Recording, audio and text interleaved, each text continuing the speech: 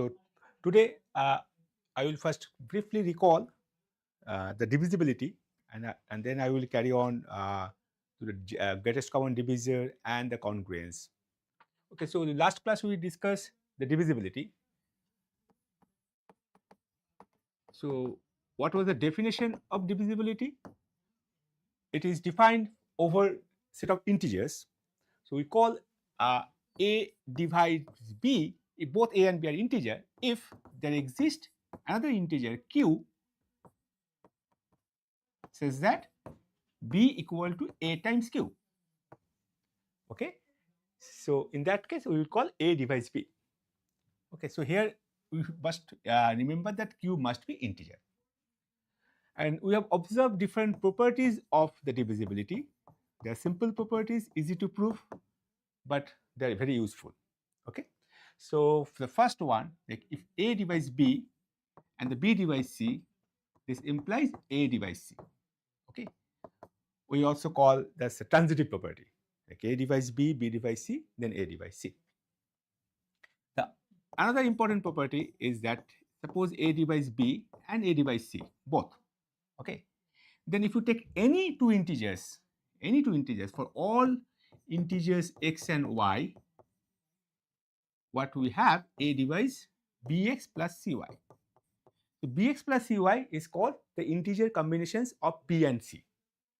Okay, so this is very useful property.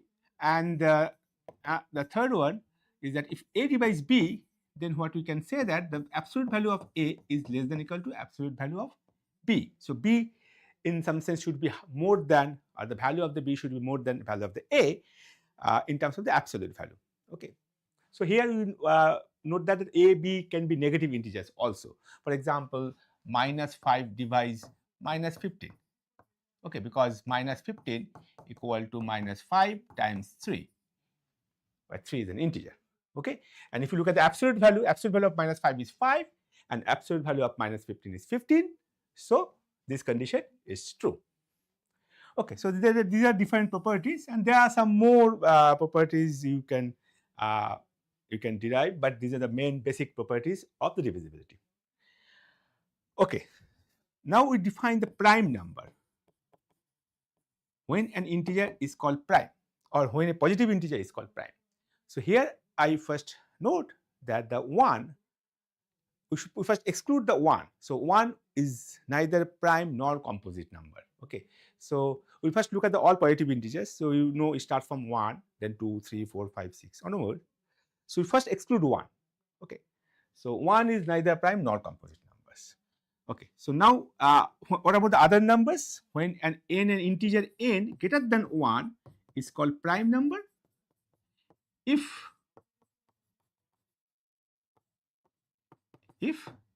what happens? If there is no non-trivial factor of n, right?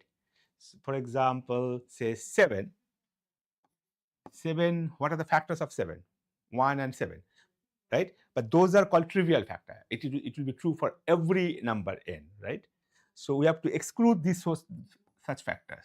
So what we can write here, that n is called prime if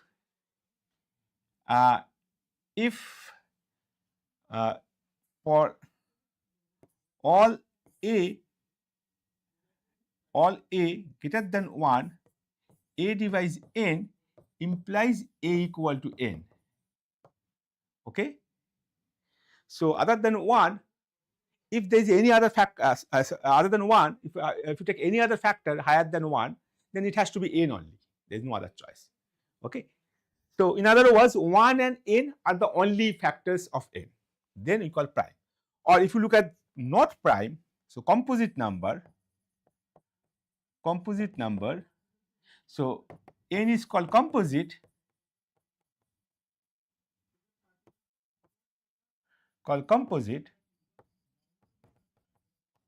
if there exist a and b, two numbers, both are neither 1 nor n. Okay, so both 1 and a and b are strictly in between 1 and n. then okay, sorry, if one a be less than n such that n equal to a times b. Okay, that means I can write n the product of two non-trivial factor. Okay, 1 and n will be always trivial factor. Okay, so this is the definition of the prime, and there is a fundamental theorem on prime. Oh.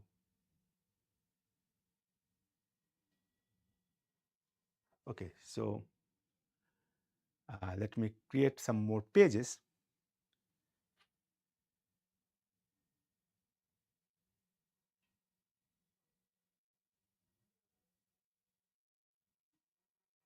Yeah.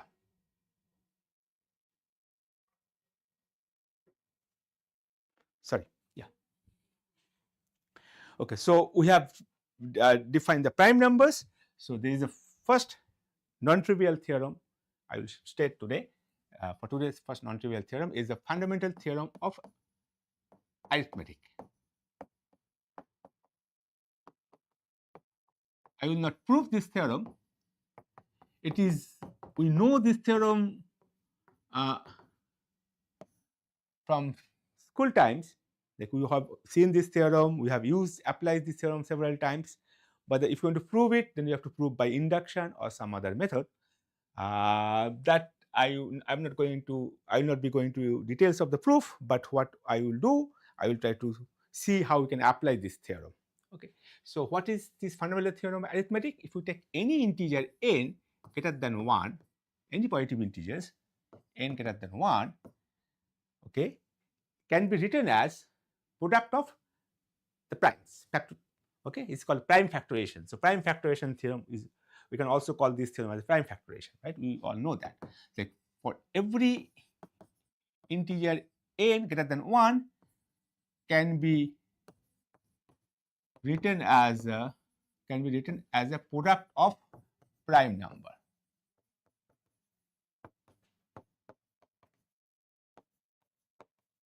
Okay, that means that n equal to some p1 times p2 times p3 like pk. Okay, product of all prime numbers where pi's are prime number. Okay, but here the pi's can be repeated, like p1 may be equal to p2, p2 may be equal to p3.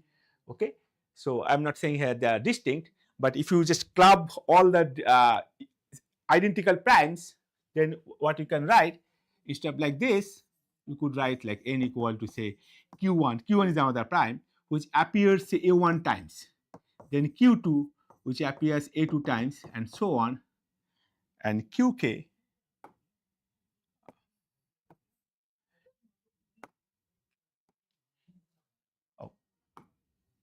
qk which appears ak times. Okay, where qy's are now a distinct prime. They are now distinct. Previously, the pi's can be repeated, but now I can assume that qy's are distinct, and ai's I can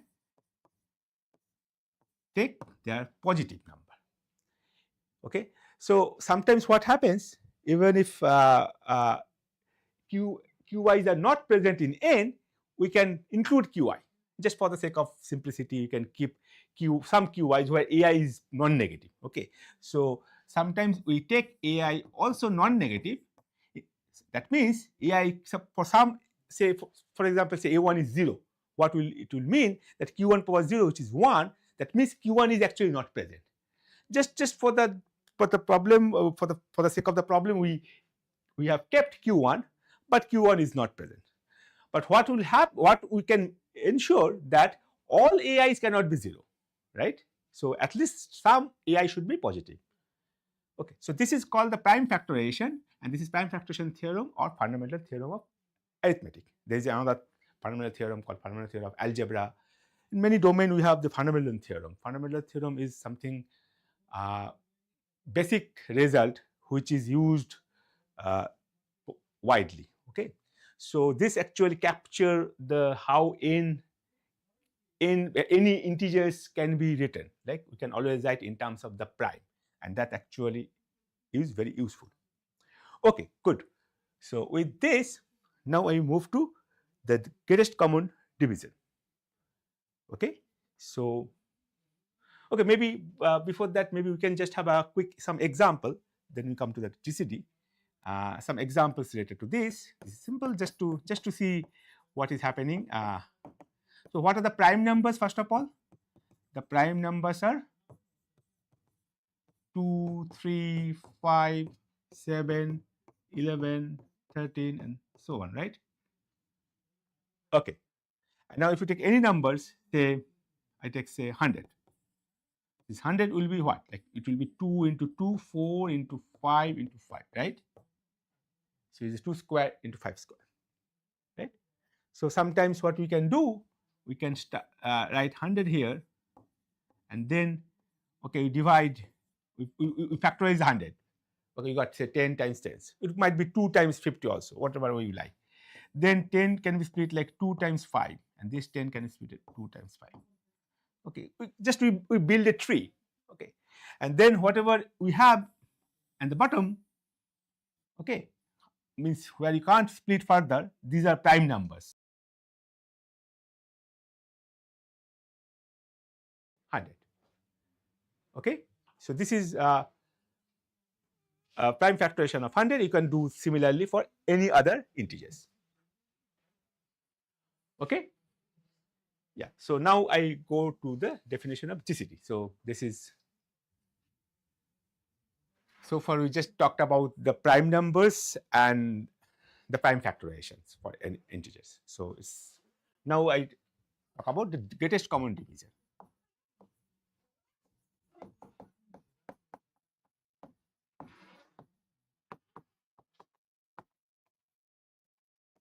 In short, we call it GCD. There are other terms also, like highest common factor, HCF.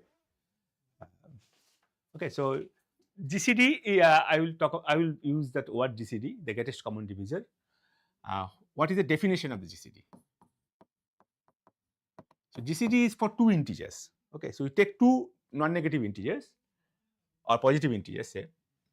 You can define it for 0 also, but just first define for positive integers. Say A and B are two positive integers.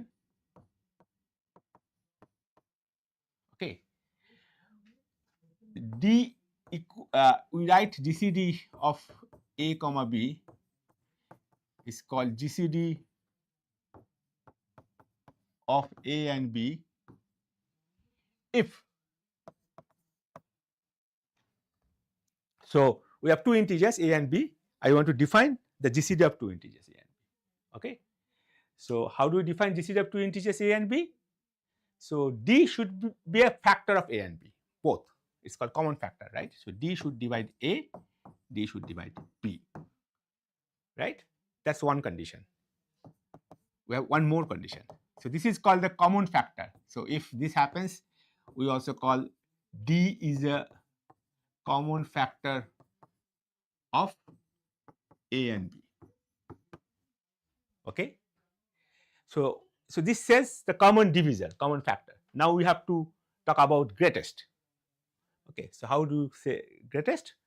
If you take any other common factor of A and B, D should be in some sense is higher than D, right? So for all common factor C of A and B, what we have, C should divide D. So D is a higher or bigger than C in this sense. So D should be multiple of C. Okay, and D we take positive.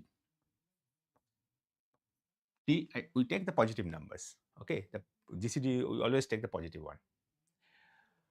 Okay, so two properties, two conditions. One is that D is a common divisor, a common factor of A and B, and if you take any common factor, that common factor must divide D. So that is the definition of GCD. Okay. Now, if you want to if you want to understand this definition in terms of the prime factorization, so just now discuss the prime factorization of an integer. So we have a and B. So you can write A as a product of primes, right? Product of distinct primes with some multiplicity. So suppose A is P1 power, say alpha 1, P2 power alpha 2, and Pk power alpha k. Okay. So now actually I am allowing the some Pi's are actually not present in A, but still I am writing because I have another number B. For B I may have a different prime factorization, right? So that's why I want to keep a common set of prime for both A and B, but the exponent, the multiplicity may be different. So in case one of them is not present, suppose P1 is not in A, it is in B, then I will take alpha 1 0. So then P1 power 0 is 1, P1 is not present. Okay. So this alpha i's and beta i's both are non-negative. It could be 0. Okay. So this is the two prime factorization. And then if you look at the GCD of A and B, which is the greatest common factor, greatest common divisor, right? So we will try to take as much as possible the factors. For example, from P1, we can take whichever is minimum, I can take that much, right? So it should be the P1 power minimum of alpha 1 beta 1, P2 power minimum of alpha 2 beta 2, and so on, Pk power minimum of alpha k beta k. Right? Why minimum? Because this number should be factor of both A and B.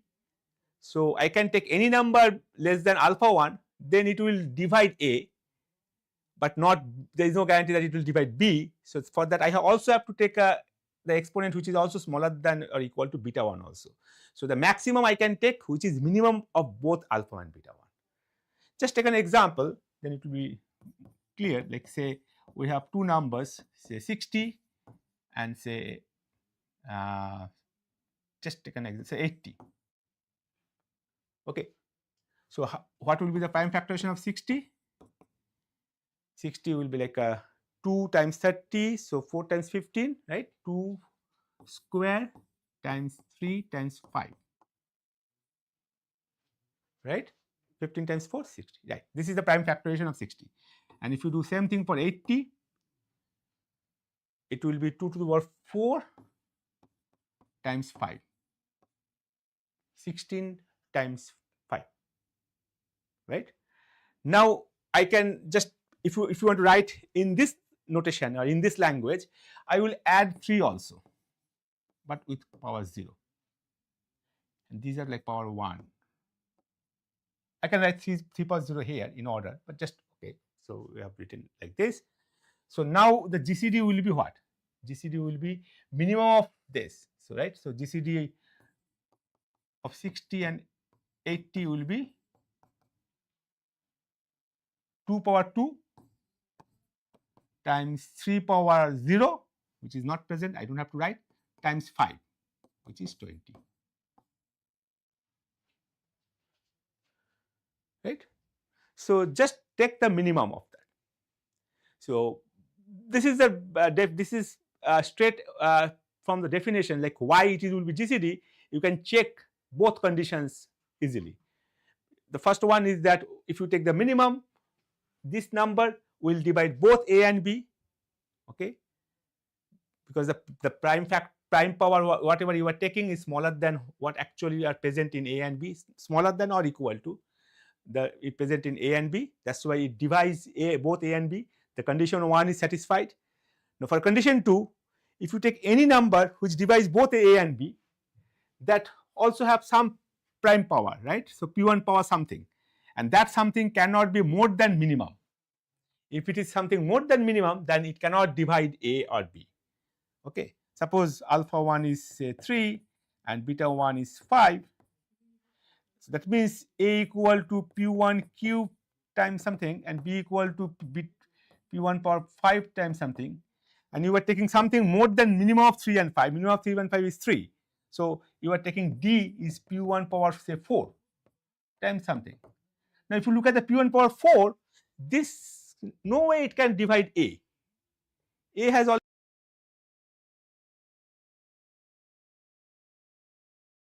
says that I cannot take more than the minimum of p, minimum of both exponents, right?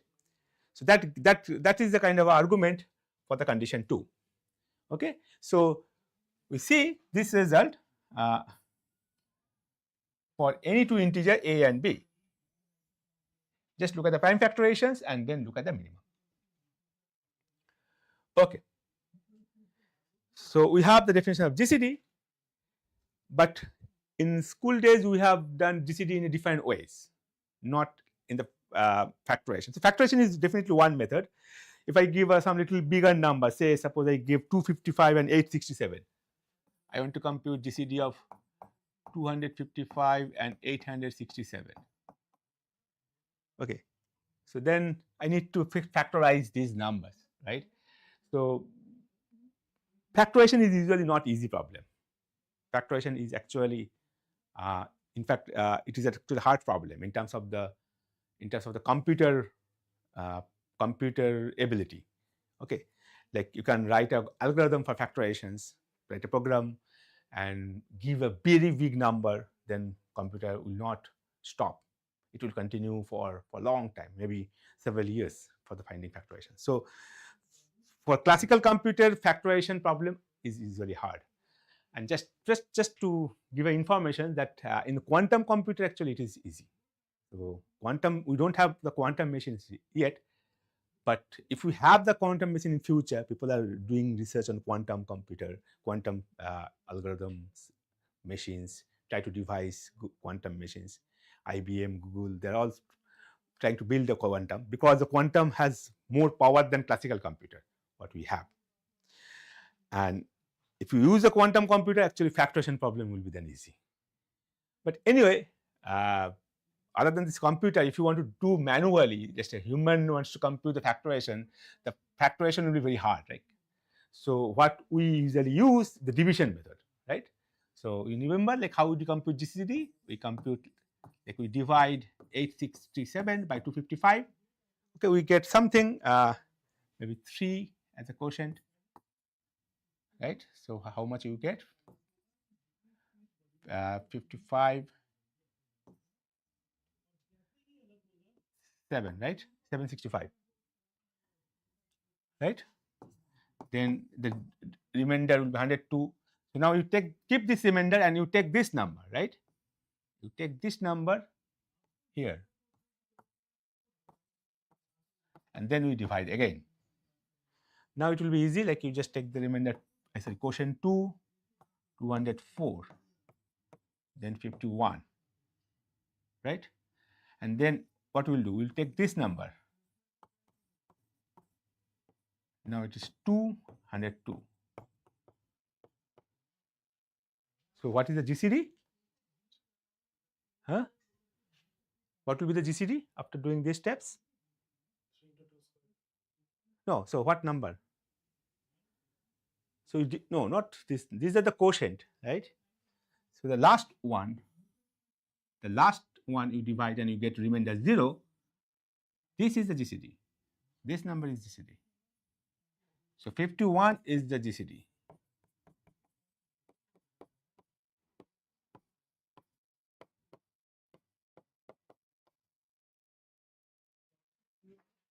So this is the way we actually have computed GCD in school days. Given any two numbers, we divide the bigger one by the smaller one. We get some remainder. We don't care the quotient. The remainder is more important here. Whatever remainder we get, we divide that by the other one, like this smaller one, and you continue this process. You get another remainder, and the remainder is actually smaller and smaller. So at some point of time, the remainder will be 0. Then we stop, and that will be the GCD. Okay, so this is one way to compute GCD, but in previously we have defined a GCD like this. Maybe this is a definition, or we have seen like how we can compute GCD. So we have two methods to compute GCD, right? So it could happen that for very large numbers, this method gives some GCD, and the other method, the method 1, gives another GCD. Is it possible? Why every time it gives the same answer? Like if you factorize this 255, you get some factors, prime factors, same for 867, and then if you compute GCD, you will get 51. You will not get anything else. So the question is, why both methods will give the same answer, right? We have done both methods in school days, but we have to know that why they are giving the same answer. Maybe whatever you are trying is you are getting it same answer, but that doesn't prove that it will be same for every choice of two integers. Okay, for that we have to have some properties of GCD now. We have to explore some properties of GCD. Some simple properties, not difficult to show. Let's see what are the simple properties of the GCD. Okay, so now I will talk about some properties of GCD.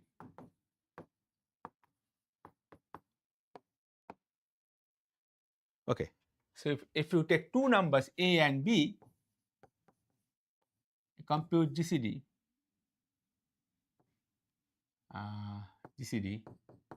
and B and A, they will be same. Doesn't matter which order you are computing GCD. Right? This is a greatest common factor of A and B, or B and A. They're same, right? So this is important in the sense it has some name.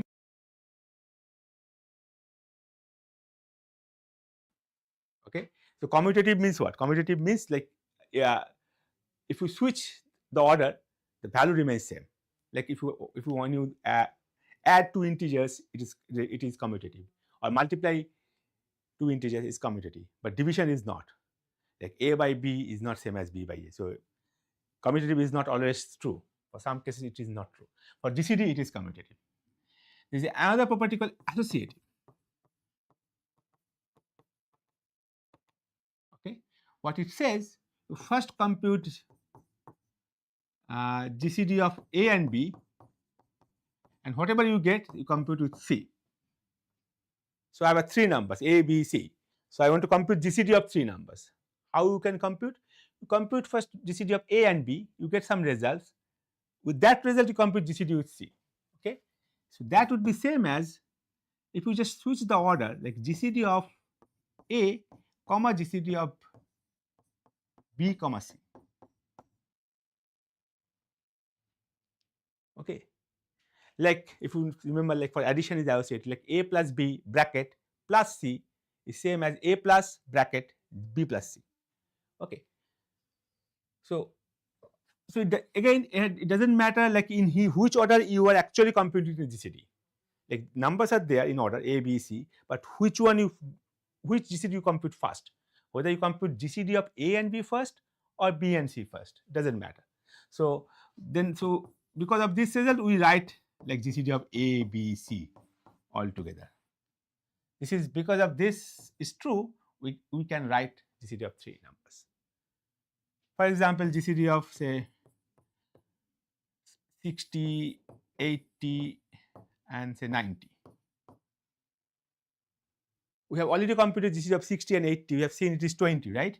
So what we will do, we first compute GCD of 60 and 80, because we know that, and then and then we compute another GCD with 90. But we know this is 20.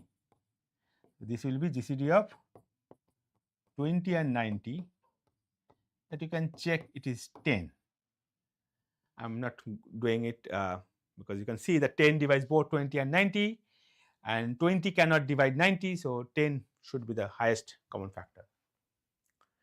Or you can also do this method like by divisions. You get this. So this 10 is the GCD for all three. So because of the associative property, we define GCD like that. Okay. Some more properties.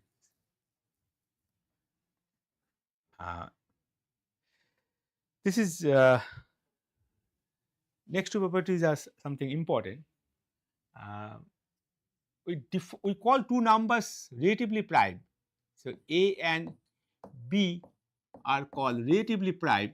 Relatively prime is very popular terminology in number theory. So if you solve some, you will see many problems actually uses relatively prime, like okay, like take two integers relatively prime and then something on those integers. So what is relatively prime? The definition: A and B are called relatively prime if GCD of A and B are 1 is 1. Okay, so there is no common prime factor. In the sense, like if you write down the prime factorization of A, you get some P1, P2, Pk, and for B you get another set of prime, but there is no common. No, all the primes are different, right? You can forcefully keep the same prime, but you have to keep the prime exponent 0 then, right? So there is no common prime factor, right? Okay, so this is the definition. Now, if you now the properties of GCD is the following. Suppose GCD of two numbers A and B is D.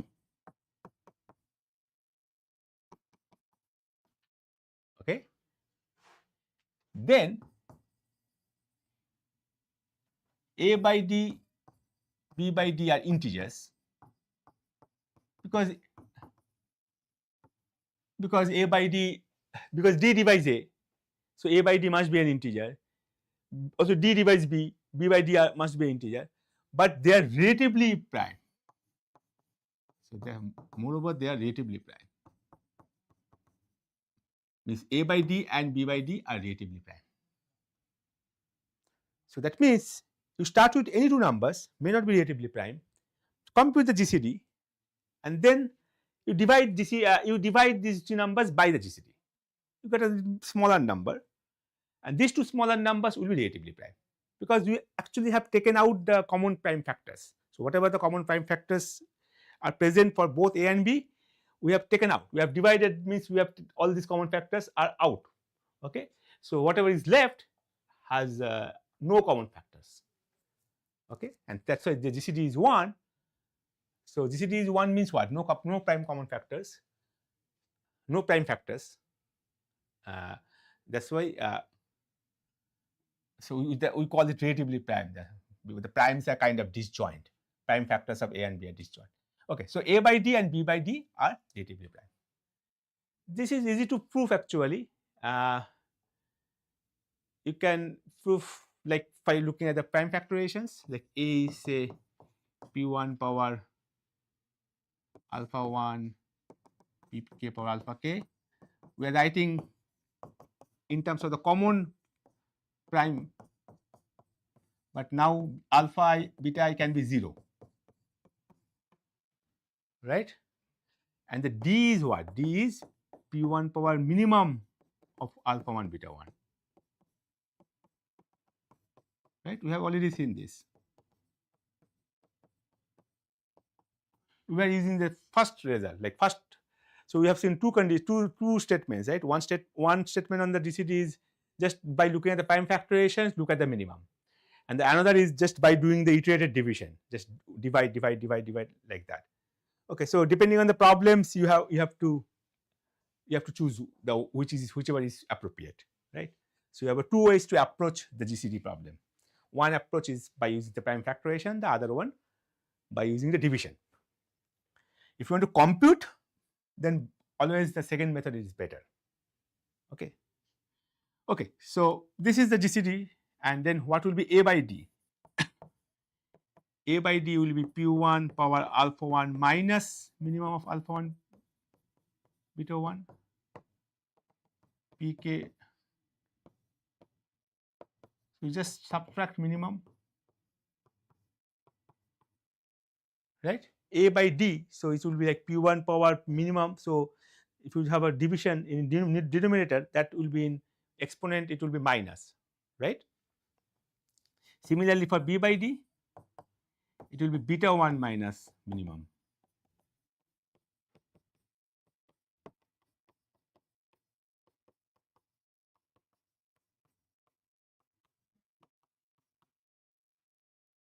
right?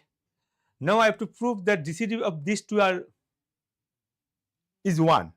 That means I cannot have a, means if this is positive, then this cannot be positive.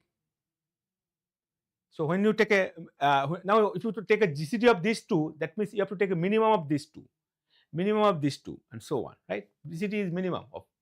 So previously I compute GCD of A and B. That's why I take GCD of but I take the minimum of alpha 1, beta 1, alpha 2, beta 2, and so on. But now my numbers is change. Is now this is my number A by D, and B by D is this number. So I have to compute the minimum of these two, right? But if you look at the minimum of these two, one of them has to be 0. Both cannot be non-zero or positive, because you have two numbers 3 and 5. If you take a minimum, that is 3, so now 3 minus 3 is 0. So what I am saying that either A minus minimum AB is 0, or B minus minimum of AB is 0.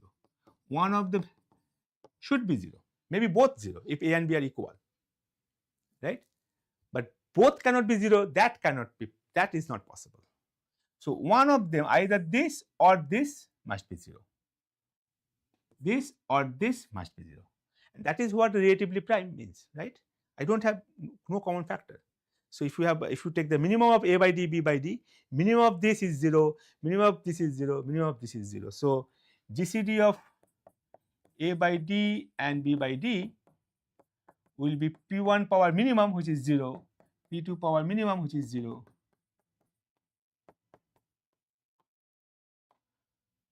So GCD is 1. This is clear from the prime factorization. Okay. Good. Now I have another important property which is actually helpful for the other method. So we'll keep both methods side by side. As I said, depending on the problem, you have to use whichever is good. The factorization one is okay. Now something by divisions maybe. Okay. So last class I introduced the notations that A percentage B. Okay, what it means? If you divide A by B, what is a remainder? That is denoted by remainder. So this is a remainder when A is divided by B. Right? So we have a A, we have a B, we get some quotient. So we compute something here like B times Q, and we get remainder. Right? So A equal to BQ plus R. From last class. That is called division theorem.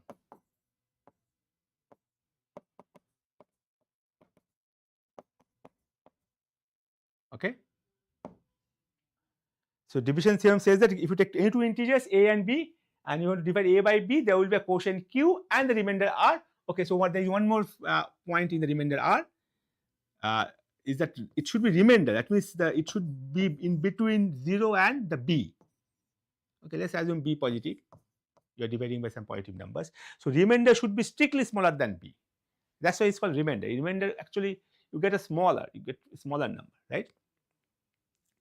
So whichever the number you are dividing, you are dividing by some number B, remainder will be smaller than that. Okay, so this R will be used this notation. So for R we write A percentage B. This is also coding language also. In coding you also use these notations. So A percentage B will give the remainder when A is divided by B. Okay.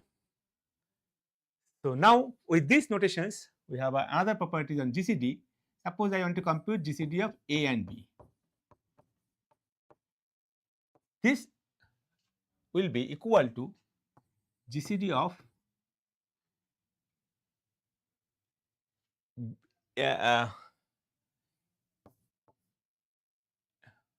we take, suppose you want to write A divided by B. So I have to write A percentage B and B. Suppose A is something bigger, okay, B is smaller. So then what I will do, I will divide. So you remember the division process. So A is bigger, B is smaller.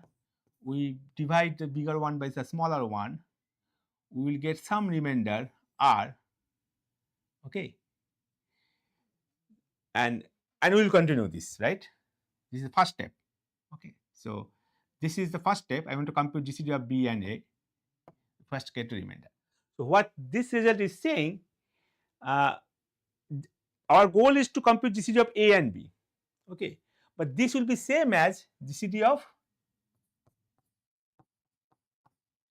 R and B. This R and this B.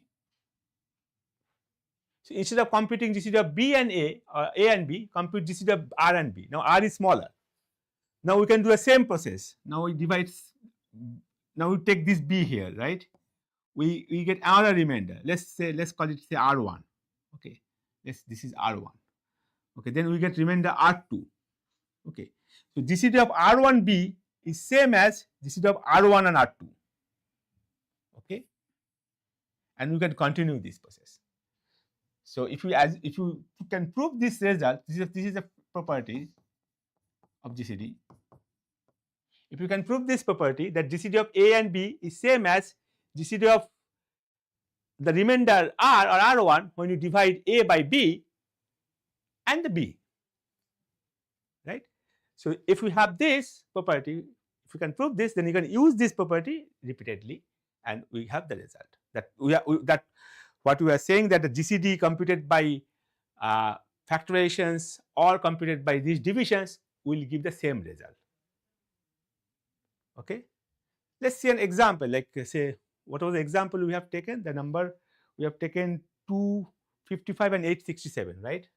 So we have taken 255 and 867. So what I am claiming here, like GCD of, maybe you can write it.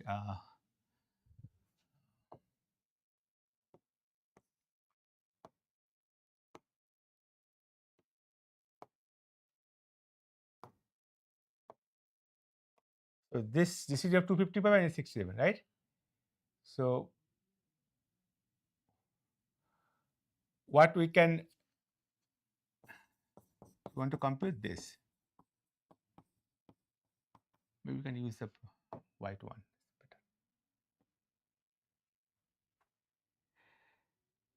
So if you divide, we get the remainder, which is GCD of 255, and the remainder, if you remember, it was 102 or something like that, right? Remember, remainder was 102. Okay, so maybe we can do this process here.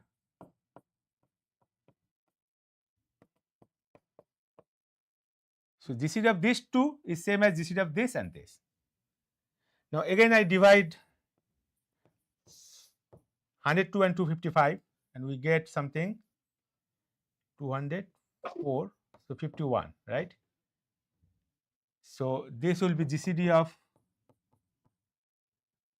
100. Initially it was like 255 and 102. Now it will be 102 and 51.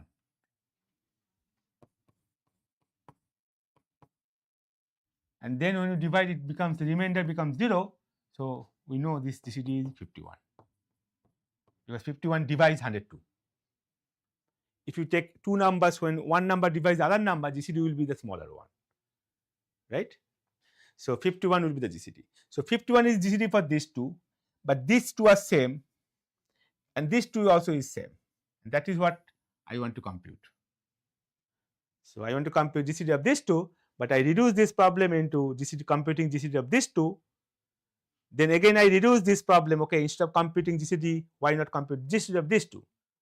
And that one, okay, we got 51 is the GCD, so we stop. So it's like converting the problem, original problem, into smaller and smaller problem. Okay, and for that we have this result, or this one basically.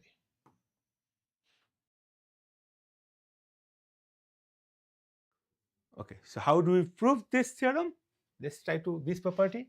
Let's try to prove this, like GCD of A comma B is same as GCD of what I was written, a percentage b and b, right? A percentage b. You can actually switch. Like it could be like b percentage a and a also. It will be same.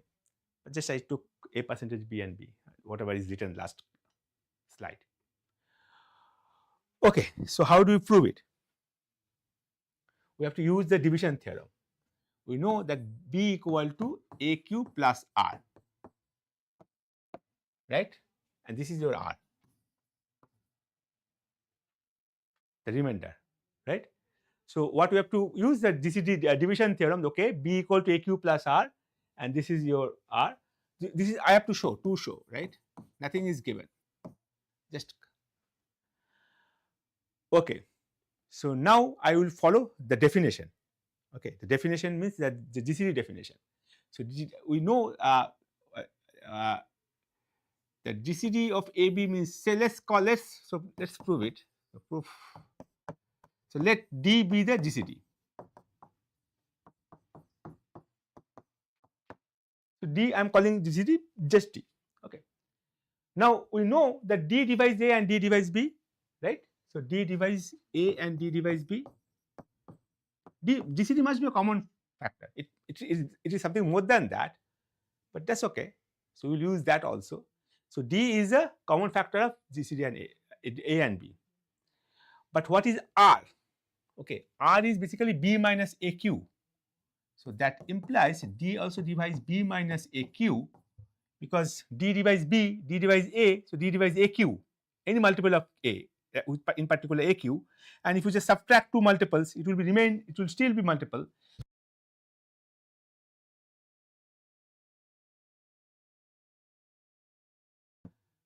So that proves, therefore, D is a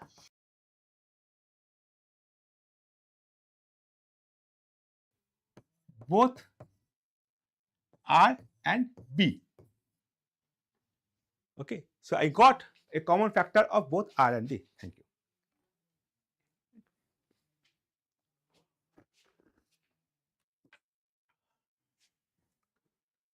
Okay,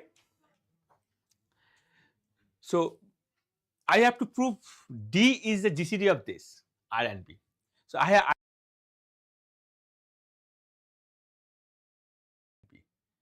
you remember that to prove something is GCD, I have to prove two things, two conditions are there. The first condition, that number should be a common factor. I have shown it. And second condition is that if you take any other common factor, that must be a multiple of, so that must divide that this common factor that I'm claiming whoever is GCD, that must be a multiple of any other common factor. Okay, so now you take any other common factor. So let's take C, a common factor of R and B. Because C is a common factor of R and B, C is also a common factor of A and B. Why? C divides R, C divides B. So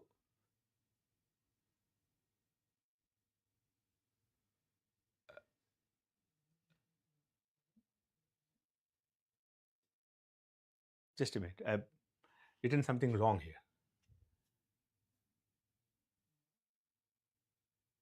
A minus B minus AQ, right?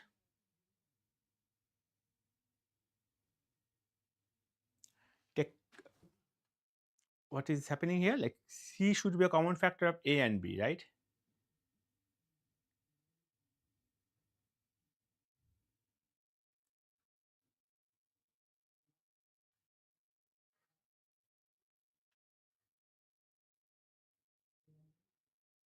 No, I think I have chosen the wrong one.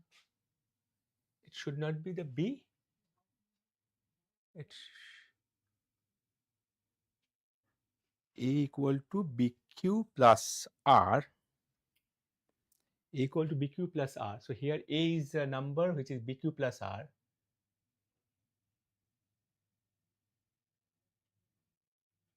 Yeah. So BQ plus R is the A. So I have written here wrong. Oh, this was wrong, right? You should have pointed me. Whatever I have written here wrong. This is not B equal to A cube. I am dividing A by B, right?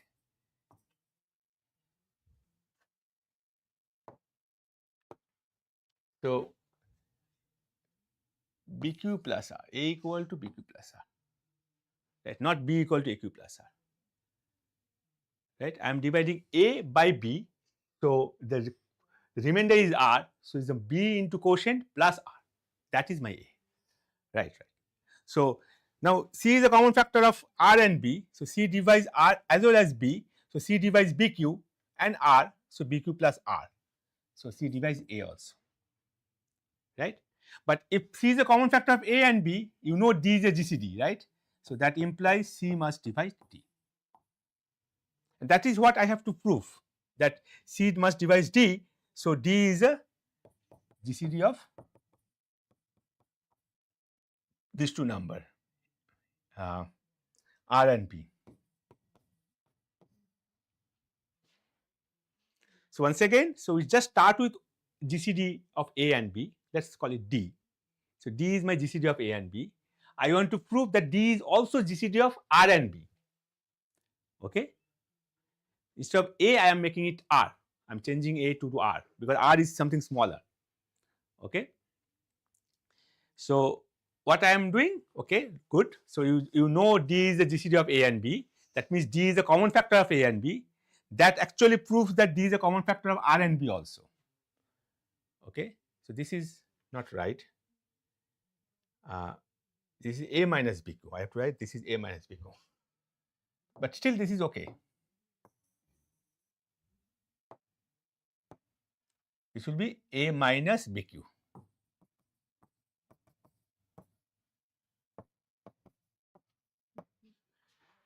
Because D divides A, D divides B, so D divides A minus BQ. That's okay. So that is D divides R. So D is a common factor of both R and B.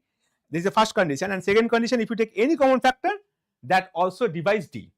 So I take a common factor C and then I show that C divides D. So D is the GCD.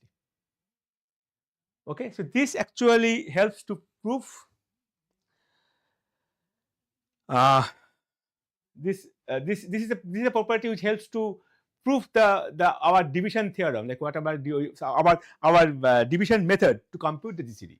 Okay, so we have seen in the school days like why GCD. When we compute GCD, we just divide one by one with the remainders, right? And this property actually will be used to prove that that method works. It's not, it is working for few numbers. It will be working for any two numbers A and B. Good. And then now I will state a very important theorem. I will not prove it here. You can again prove it by induction. Induction is a very powerful tool. Induction can be used to prove fundamental theorem of arithmetic as well as the theorem I am going to state. It's called Bezout identity.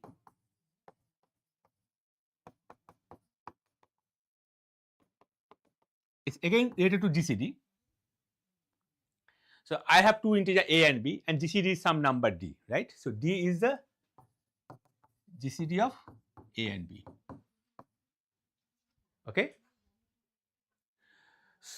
So what this identity says, it says that then there exist X and Y integer. They're integers. Now it can be negative also, positive, negative, both. A and B we are taking say non-negative or positive, but X and Y can be both positive and negative. Means actually what you can show that one of them will be positive and one of them will be negative. Both cannot be positive or both cannot be negative together. Okay. What happens like with X and Y such that the GCD can be written as in the combinations of A and B, like A times X plus B times Y. So AX plus BY is my GCD. So this is not obvious, like how GCD is something smaller than A and B, right? A and B is something bigger. For example, we have a 60 and 80, right? 20 was the GCD for 60 and 80.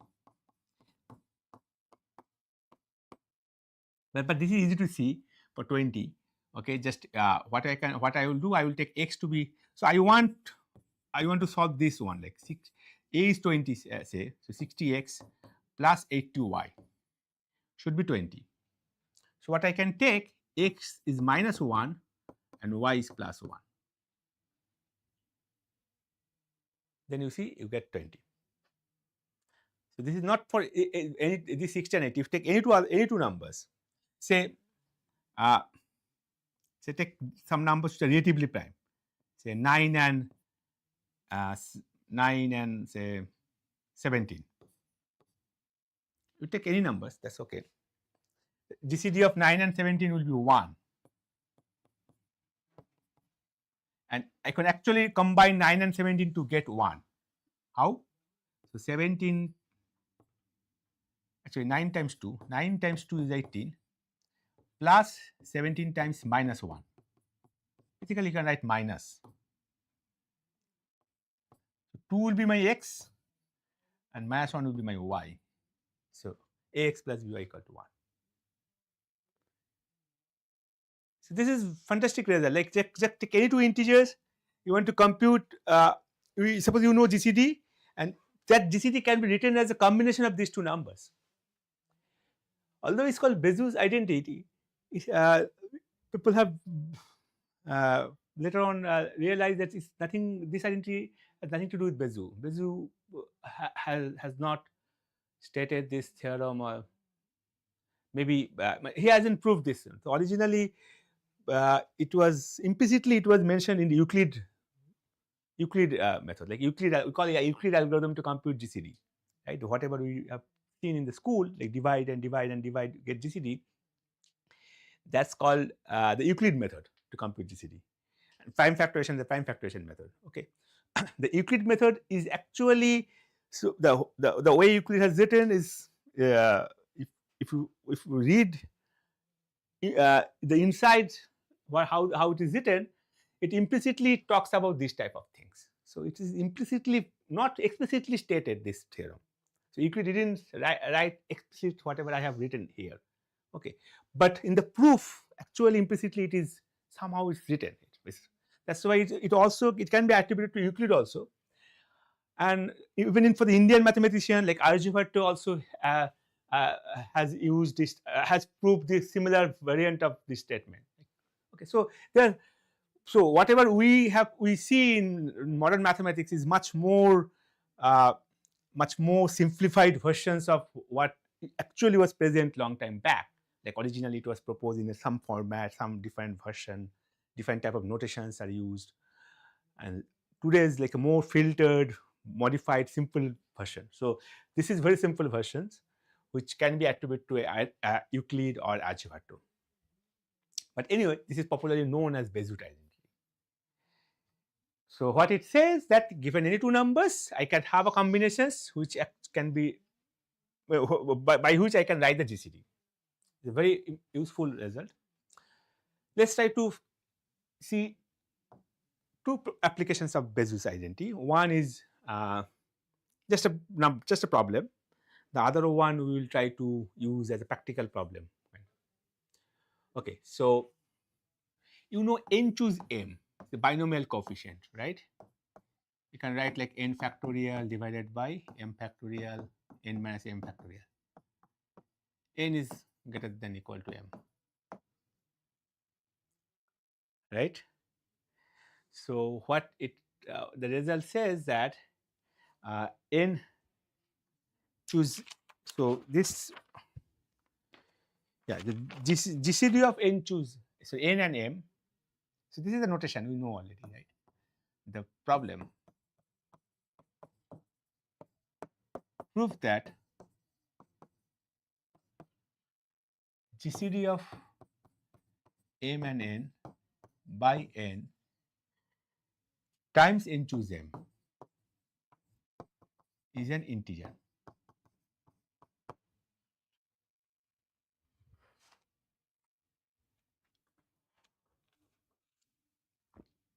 So their problem is the n.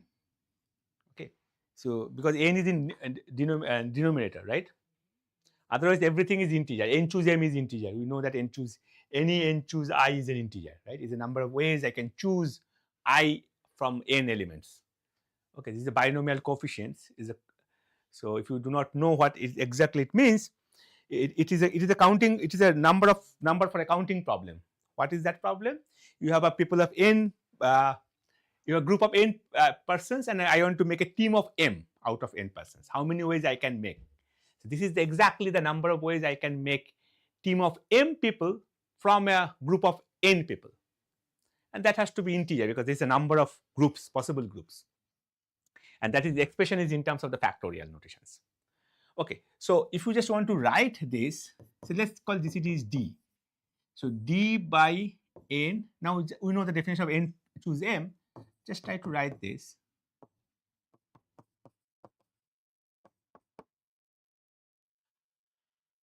Okay, so now we can cancel n. It will be n minus 1 factorial, right? D times n minus 1 factorial, m factorial, n minus m factorial. But then what we will do with this? This may not be integer. This may not be integer.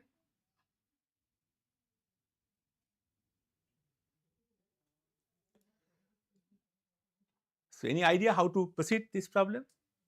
This in this way you will not, if you just divide this n, you just take n out from the n factorial, that solves the problem that n, there is nothing in denominator, but we have something else in denominator already, right? So denominator makes a problem because I have to prove it's integer. Something in denominator then may not be in the integer.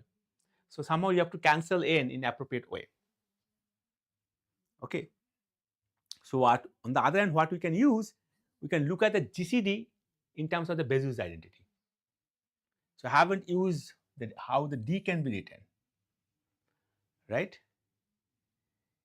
So D can be written in some way. Let's use that. So instead of doing this, maybe we first write the GCD. The D can be written like mx plus ny for x and y are integer, right? That's what Bezoos theorem. Okay. So just write here instead of D, GCD. So what I have, mx plus ny by n times n choose m. I want to prove this is an integer. Now you simplify this part, you just keep it separate. This you can simplify this, right? So this will be m by nx, and this will be y, n choose m. Now y times n choose m is an integer, so this is not an issue. This is fine. Y is an integer, n choose m is an integer, so this is an integer. Good. But what is left is may not be integer. We have to prove that is an integer. Okay, so we still have this n on bottom, but we also have a m on top. So m by n I can use for cancellation of n choose m. Now I can write the formula of n choose m. Okay, so now I'm focusing on this particular term. I can ignore this, right? Because this is already, I know is an integer. So I'm now simplifying this term. If I simplify this term, this equal to, this term equal to, not I'm writing both. Okay. So this term is equal to, I can write m by mx by n, n factorial, m factorial. Same thing what we did, n minus m factorial. Now I cancel both n and m. I can cancel n this side, it will be n minus 1 factorial. I can cancel m this side, I get m minus 1 factorial. Now what we have a n minus 1 factorial on top and m minus 1 and n minus m. That is again an expression for n choose m. So this is basically x times n minus 1 choose m minus 1. Because what is happening? Like you have to take sum of these two should match with this. So m minus 1 plus n minus m is n minus 1. You just take one less here and one less here, right? It will be n minus 1 choose. If you just write down the formula of n minus 1 choose m minus 1, we have n minus 1 factorial on bottom, sorry, on top, and m minus 1 factorial in bottom, and the difference between these two, which is n minus m factorial. So this is also an integer. So this is integer, this is integer. In fact, you can write down, you can actually, what you get, a whole expression actually can be written as y times n choose m plus x times n minus 1 choose m minus 1. That's not obvious from the expression, but once you write GCD as mx plus ny, you can see in this, you can write it that. And all are integer. Everything is integer here. This is integer, this is integer. These are very nice applications of this Bezoos identity. Like it's not obvious like why it should be an integer, but if once you use this expression in terms of the linear combination of m and n, then you, and simplify, you got the result. Okay. Okay. So then we go to the another problem, other applications. A problem, say. We have a two container. One container say has one container can contain 5 liter of water. If you fill it, it will be 5 liter. And another is little bit bigger, which contain 8 liters of water. And you want to measure 1 liter. How you can measure 1 liter? What you can do, you can transfer what, there is no other marking, okay, there is no other part marking, like everything is there, and you have no idea like, okay, you have to measure perfectly 1 liter, so you can just visually you can decide, okay, let's take a half of that, make it 4. That's like there will be some error, right? So I want a perfect 1 liter. What you can do, you can fill one mug completely, and say fill one mug completely, and then you transfer that, the water, transfer that to other one. And if you, for example, if you fill the 8 and you transfer that to 5, then 5 will be filled, and whatever is left, it must be 3, right? So if there is no wastage, then it must be 3. And you can do some similarly, you can do the other way also, like you fill 5, if this is empty, you give it here, then 5, it will be filled 5, right? It won't keep complete. Then again you can complete the 5, again you transfer, then already 5 was there, then it can take only 3 more, right? Because it's 8. Then whatever will be left is 2. So you can play with this way, like you can either move water from here to here or here to here, and at the end I want 1 liter of water. How you can do that? That is the goal of my problem. Can I get 1 liter of water using these two, 5 and 8?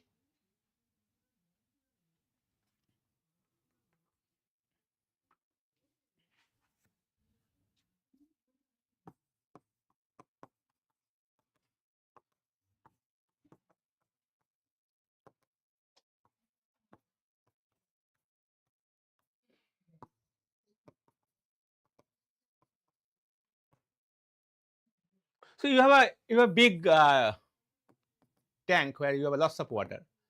You can also, if you want, you can also throw them back. Like once 8 is filled, you can again throw them back to that big container. So that big container has no measurement, but sufficient amount of water you can take it from there, and you can also move it back to that tank also. It's sufficiently big tank also. Okay, but there is no measurement here. Only thing measured in 5 and 8. What will be the first steps? Like how we should proceed?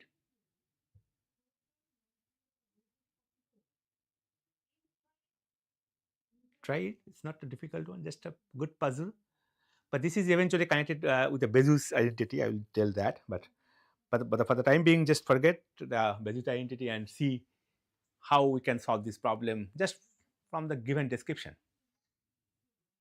What, just try, like what you will do, like you first you fill the 5 maybe.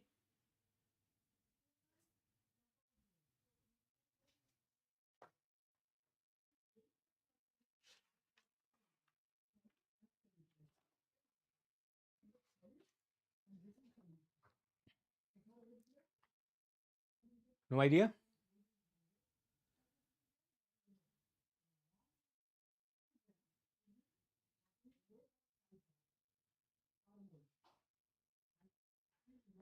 Suppose you fill 8.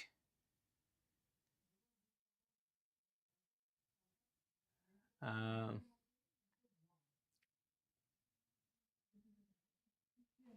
Yeah, so if you fill 8 and give it to 5, what will happen?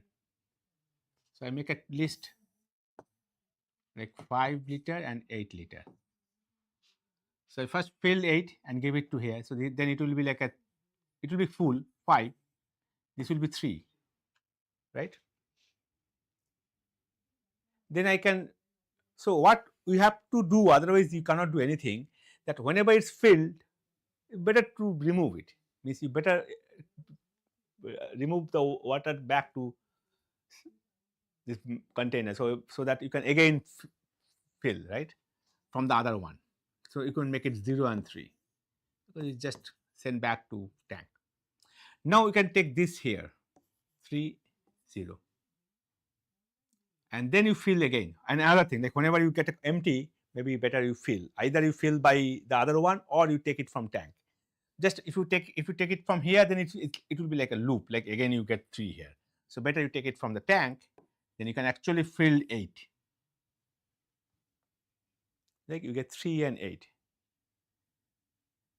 Now again you're going to transfer the water from 8 to 5, but you can't transfer everything, right? You can only transfer 2 liter. Now what you see, what you can do. Now you should answer, right? You should be able to answer. We should pour the 5 liter back to the.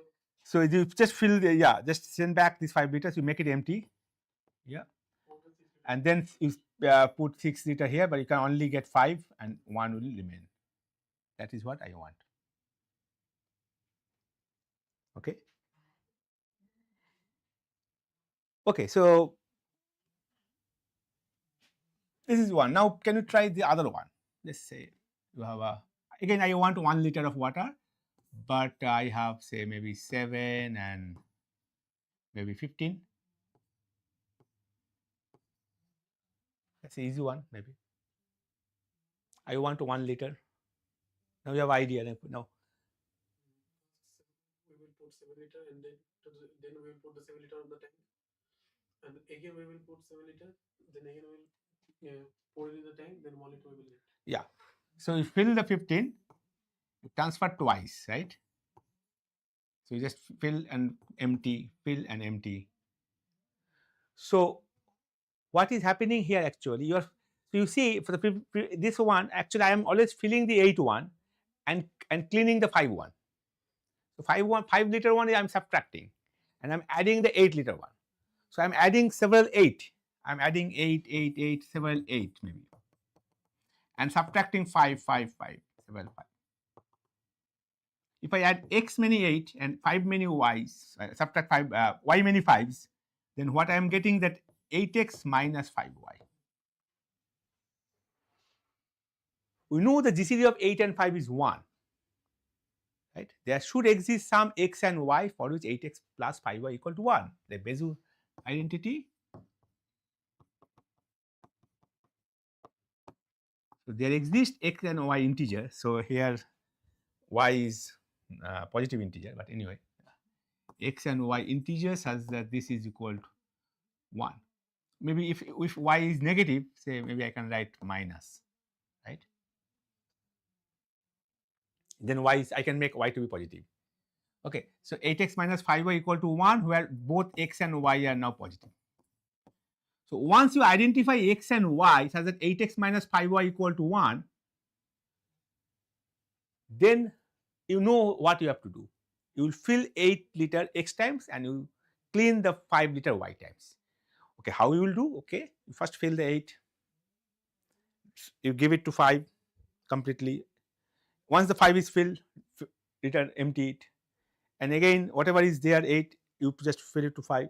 If the 8 becomes empty, you fill it, and if 5 becomes empty, empty it.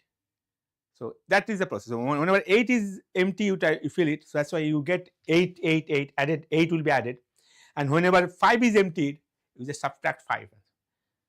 And Bezout identity ensures that there will be such x and y. Okay, so main goal, you have to given other numbers, you have to find that combinations. For here it was a very simple one, like 15 minus 7 times 2 equal to 1. 15 into 1 times 7. So you have to fill 15 once and you have to empty this 7 liter twice, then you get 1. Now, if you some other big numbers, say 23 and 79, something like that. If you compute GCD, maybe if GCD is 1, then you should be able to. I don't know what is GCD. Yeah, GCD is 1 here also. GCD of this is 1. So we have a 23 liter and 79 liter, and you have to make 1 liter of water. If you just do trial and error, it will be difficult to get. Like how much you can try and error, you may get, may not get. There is no guarantee that you will get the solutions. On the other hand, you have a better systematic approach. Try to find, say, 79x minus 23y equal to 1. Or the other way, whatever way is you get is okay. 23 minus x, 79y equal to 1. Whichever you get is fine. If you get this one, then you have to fill up 23 and transfer to 79. Again, you fill 23, transfer to 79. And as soon as 79 is filled, you just return back, make it empty. So now how do you get that? Okay. You can try that. There you can make a trial error, and there you can do some other trick also is present. But at least we know the problem. I have converted this problem into some algebraic problem. This type of equations called Diophantine equation. Diophantine equation. Diophantine equation is solving integers. And there will be some equations. This equation may not be linear. It could be quadratic also. X square plus y square. Some other equations also. But at the end, you have to solve for integer x and y, not for real number x and y. If I ask for solve for real number x and y, then because there will be one equation, 2 variables, how you can solve? Like there will be lots of solutions. For every x, there will be one y. But that y x may not be real integer number. One could be rational number, right? If you take x equal to 1, you get y, which is something rational number. Right? So anyway, so there are ways to solve these type of integer equations, integer variable problems, solving Diophantine equations. But you know how to can connect with that. And there is one more observations here. Suppose I give you like say 20 and 30, and I ask you to give 5 liter. Can you give 5 liter out of 20 and 30?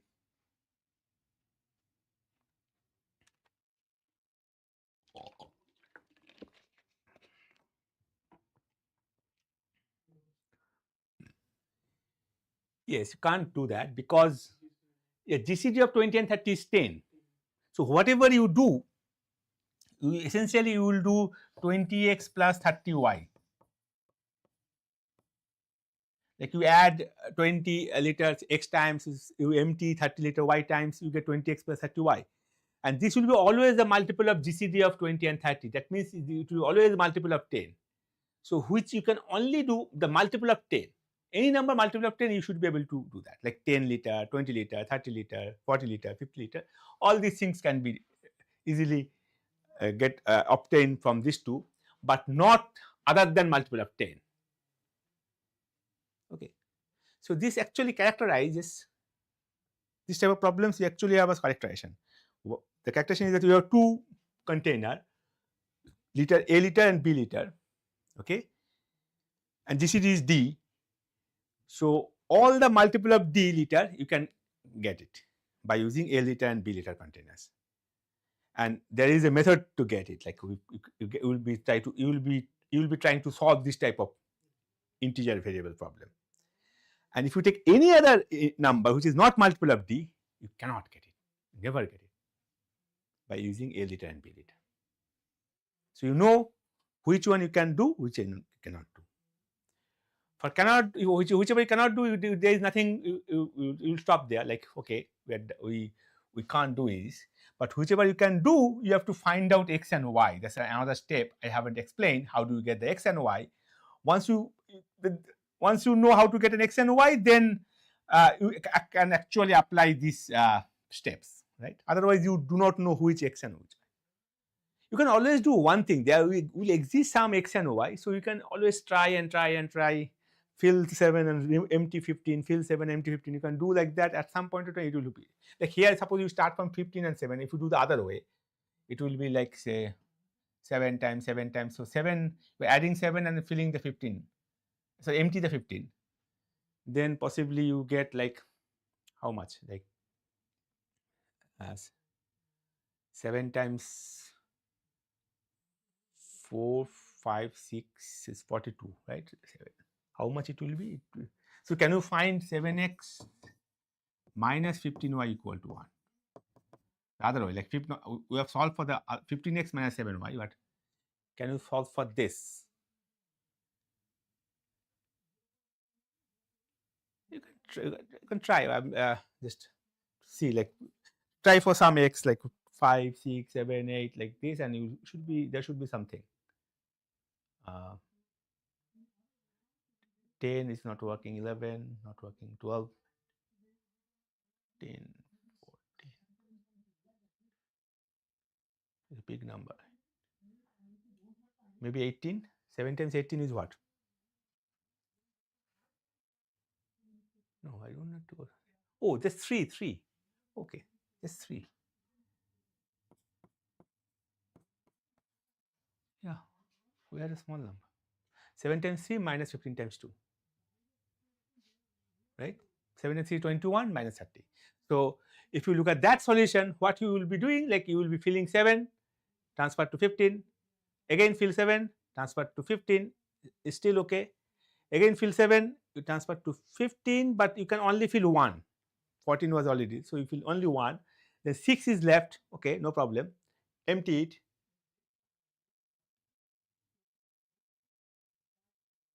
Oh, you don't have to empty it. That is the answer, right? No, sorry, no. You don't get it 1. You get what? 6. You get 6 here, right?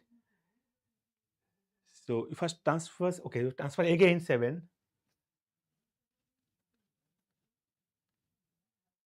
How do you get this? You have to subtract twice. Oh no, this is not the answer. 21. Oh, this is not right one. Right? Sorry. 21 minus 30. I thought.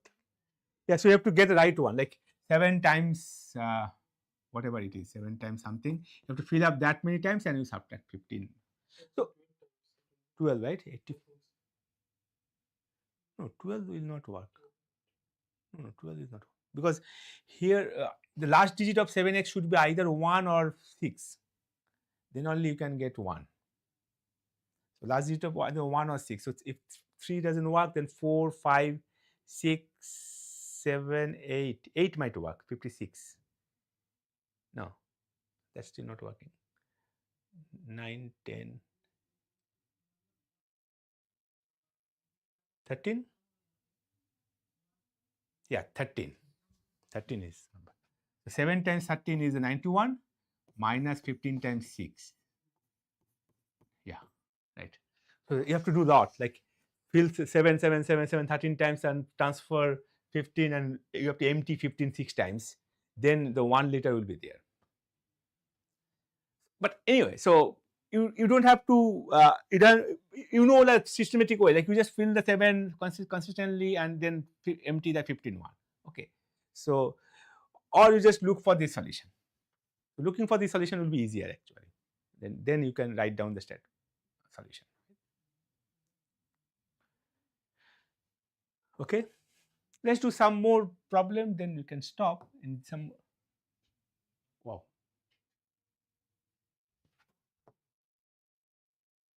To create more page. You know how to create the page? This one? No, this is cross.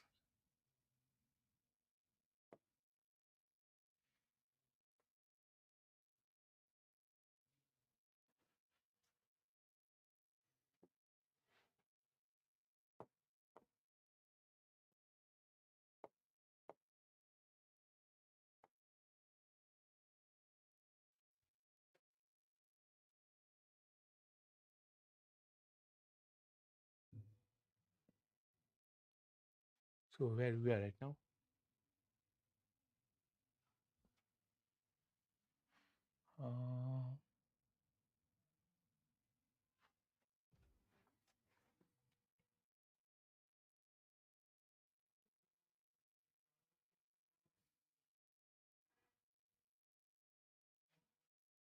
Yeah, so we have to add some more pages.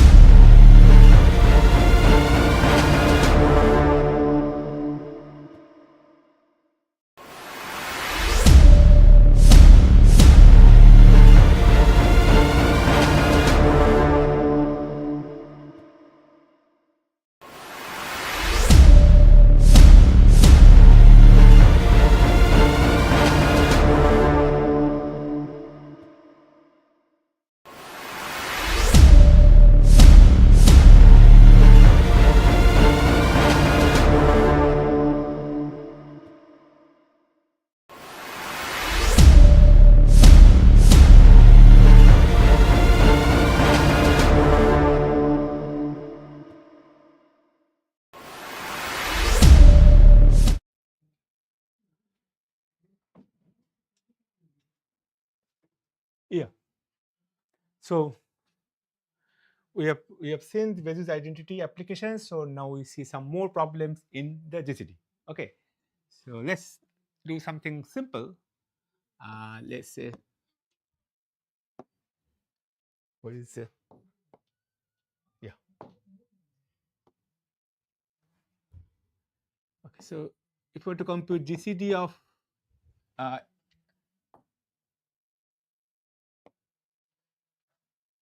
say A square and B square and GCD of A and B, what can we say about these two GCD? Like how they are related? They may not be same, right? But they should be similar. They should be related. So if this GCD is D and this one is what then? Any guess?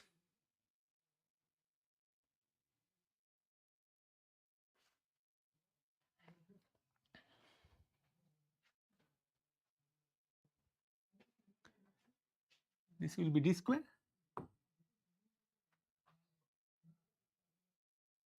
So D divides. So actually, it is easy to see from the factorization. Suppose A is equal to P1 power alpha 1, Pk power alpha k, B equal to P1 power beta 1, beta k, then A square will be P1 power 2 alpha 1 and B square will be P1 power 2 beta 1 and so on. GCD of A and B, we calculate GCD of A and B. This is basically minimum, right? We know the minimum of alpha 1 beta 1.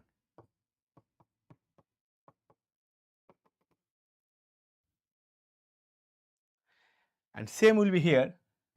GCD will be P1 power minimum of, now it's a 2 alpha 1. If you just square it, it will be 2, right? Twice. Twice of alpha 1, twice of beta 1.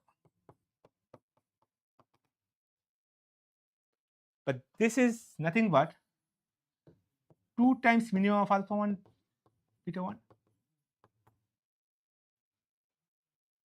So that means it is a P1 times minimum of alpha 1 beta 1, everything square. But this is my GCD. This is my GCD of the previous one. So the GCD of this, the A square B square will be GCD of AB whole square. So this is the application in terms of the prime factorization. You see, like by looking at the problem, you have to choose the appropriate one, like whether you go by divisions one or go by the prime factorization one. Okay. Okay. So maybe one more. We now talk about the Fibonacci sequence. Fibonacci sequence.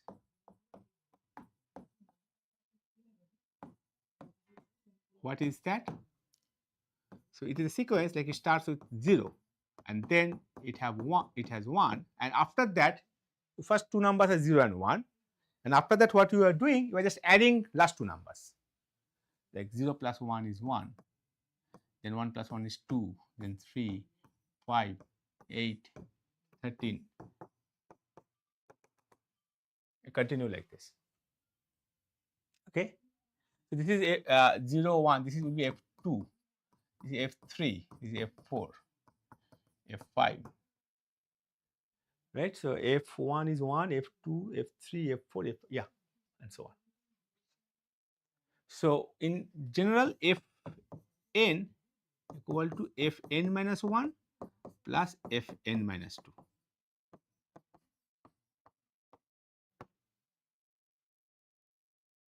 This is a very popular, famous sequence, Fibonacci sequence. People have studied a lot of properties on this particular sequence. What are the different features of Fn, like how big Fn can be in terms of the n? What are actually Fn? Can I write in terms of the n? And there are other features, different properties of the Fn. So lots of problems you will see in terms of the Fibonacci sequence. Okay, there can be many problems. In terms of GCD, I'm interested GCD point context. So what is my interest to compute the GCD of two consecutive Fibonacci numbers. So what can I say about the GCD of Fn and Fn minus 1? If you take two consecutive, say here all you get so far, you get not prime number. So up to this point you get prime number. So this 8 is not prime number, but 21. Okay, so 21 and 3, you have a GCD is 3. But I am interested in two consecutive, means 31 and 13 and 21. GCD will be 1. 8 and 13, GCD will be 1. If you take any two consecutive, you can see the GCD is 1. So one may think, okay, then GCD may be 1 for all n. They are relatively prime. GCD 1 means relatively prime. The other way, in words, we say relatively prime. In fact, this is true. GCD is 1. The question is, how do you prove it?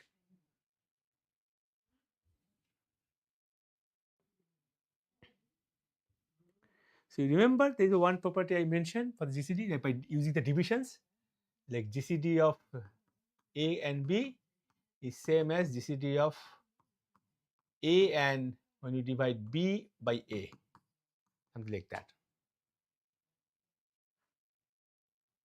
Right? So we can use this result. So GCD of A and B, I can compute in terms of GCD of A and B minus. So basically I am dividing. So that is actually proved via divisions, right? So that is used for the proving via division. So let's okay. So instead of applying this result, let's do if I try to compute the GCD, just take 13 and take 8 and 13. What happens? By divisions rule, if we apply, what happens? Like 8 times 1 is 8. We got 5. The remainder is 5, right? Then we take 8. We get 3 remainder. Then we take 5. We get 2. We get 1. And once we get 1, then we know it is done. So 1 is the GCD. So what feature you see here all the way? Did you observe anything in this? Whenever I'm dividing this Fibonacci number 8 and 13. So I'm computing GCD of 8 and 13. Two consecutive Fibonacci numbers. Okay, I get 1 with this division, but any features you observe in this division? Yeah, so all these quotients you get 1, right? Good. Except the last one that I don't care. And one more. If you look at the numbers 8 and 13, then if you look at these numbers we are dividing, right? Like 5, dividing by the divisor, then 3, then 2, then 1, 1, 2, 3, 5, 8. So you got all the Fibonacci numbers here, right? So this is the idea to prove GCD is 1. Like if you want to divide Fn by Fn minus 1, because Fn is bigger, so better divide by Fn minus 1. You should get quotient 1 and remainder Fn minus 2. Why?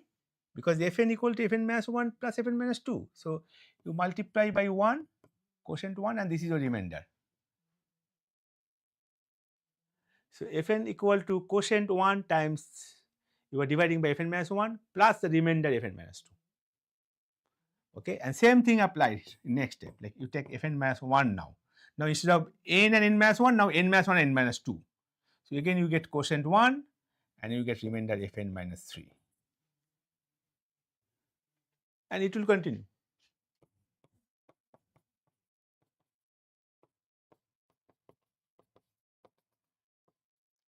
Until you reach up F2, 1, and then you stop, because then you know GCD is 1. So GCD is always 1.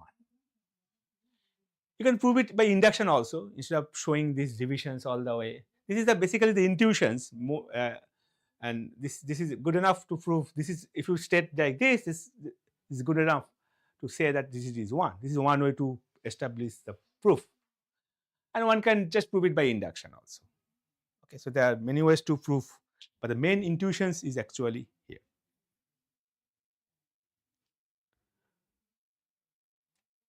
Okay. Okay, so the GCD part is more or less done. So we will move to the next class. We will talk about the congruence. So just to give an idea like what congruence means.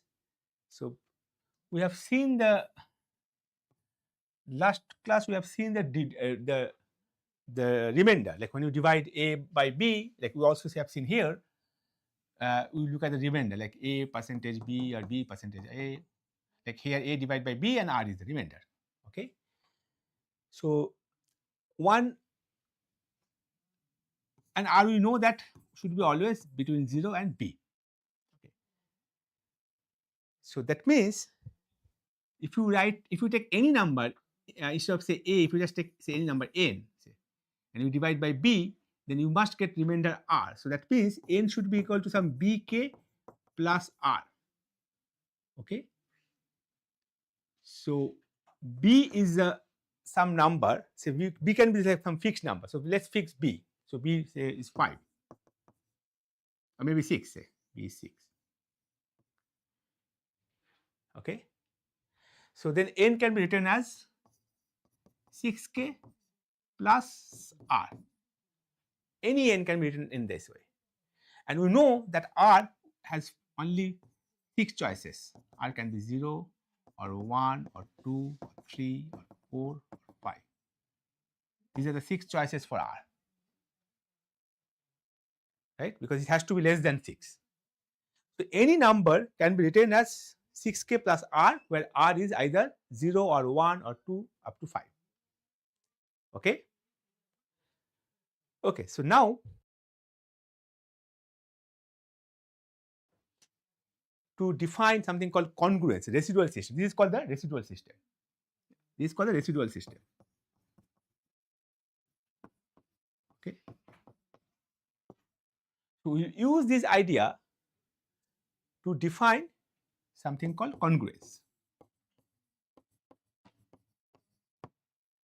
So just in one example, like if you take n and suppose I get remainder R, which is say 1. Okay. So suppose n equal to 6k plus 1. Instead of writing this way, what I will write, n is congruent to 1 modulo 6. So, equivalent representations of the number n, instead of writing 6k plus 1, I am writing n congruent to 1 modulo 6. So I am just ignoring the k. I am just, because most of the time the quotient is not that much important. We ignore the quotient. K is like a quotient. So what is more important? The remainder, like 1, and the number itself, the n, and the number which we're using to divide, like 6. Okay, so we are writing only those things, right? So this is called congruence.